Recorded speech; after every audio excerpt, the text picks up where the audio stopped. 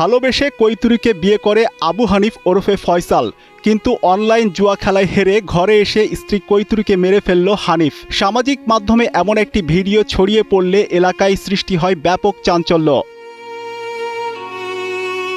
বরগুনা জেলার পাথরঘাটা উপজেলার কালামেঘা ইউনিয়নের মুন্সিরহাট কালীবাড়ি গ্রামের যুবক আবু হানিফ পেশায় একজন চা বিক্রেতা। বছর দুয়েক আগে কৈতুরীকে ভালোবেসে বিয়ে করে হানিফ। তাদের ঘরে 7 মাসের একটি সন্তান আছে। বিয়ের পর কৈতুরীর জীবনে নেমে আসে যৌতুকের টাকার দাবিতে নির্যাতন। অনলাইন জুয়ায় আসক্ত হানিফ কারণে অকারণে স্ত্রীকে বিভিন্ন সময় মারধর করে।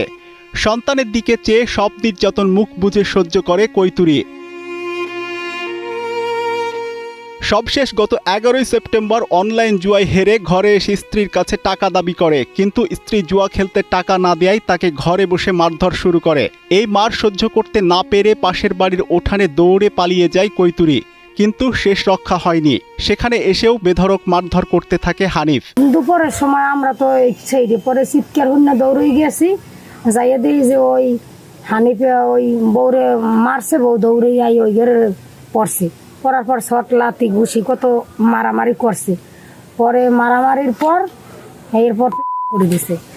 করার পর পরে আমার ভাইয়ের বউয়েরা গেছে, আমার ভাই ওই ধরতে গেছে, ধাক্কা দিয়ে ফালাই দিছে। আমার স্বামী গেছে, ধাক্কা দিয়ে ফালাই দিছে। বসুন্ধরা টিস্যু, অশুদ্ধতার বিরুদ্ধে এক বিন্দুও ছাড় নয়। ওই ঘটনার পর থেকে পলাতক রয়েছে ঘাতক হানিফ। সন্ধ্যায় বাড়ি আসছি পরে আমার ছেলে উঠে বলে কি, বাবা শুনছো কি কয় এরকম হানিফ কাকু দিয়ে আর বউরে পিড়াইয়া মারছে। এ বিষয়ে পাথরঘাটা থানার ভারপ্রাপ্ত কর্মকর্তা জানান, যৌতুকের জন্য স্ত্রীকে মারধরের ঘটনায় একটি মামলা হয়েছে।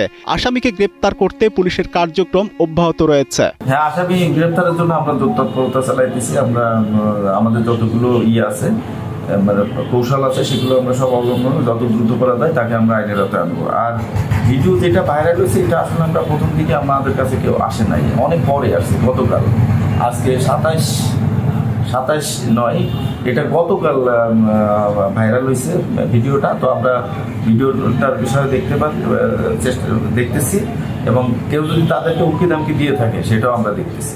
জানা গেছে, কৈতুরীকে বিয়ে করার আগেও একাধিক বিয়ে করেছে হানিফ। আগের স্ত্রীরা নির্যাতন সহ্য করতে না পেরে তাকে ডিভোর্স দিয়ে চলে গেছে। প্রত্যেকের ঘরে 1-2 করে সন্তান রয়েছে। এরকমই খারাপ, নিত্য নতুন বিয়ে করবে, তাদের কাছ থেকে টাকা হাতাবে। আর ওর সবচেয়ে সমস্যা হচ্ছে একটা জুয়ারু। স্থানীয়দের দাবি, দ্রুত আইনি পদক্ষেপ গ্রহণ করে গ্রেপ্তার করা হোক হানিফকে, সেই সাথে নিশ্চিত করা হোক সর্বোচ্চ শাস্তি। ফয়সাল আহমেদ, কালের কণ্ঠ।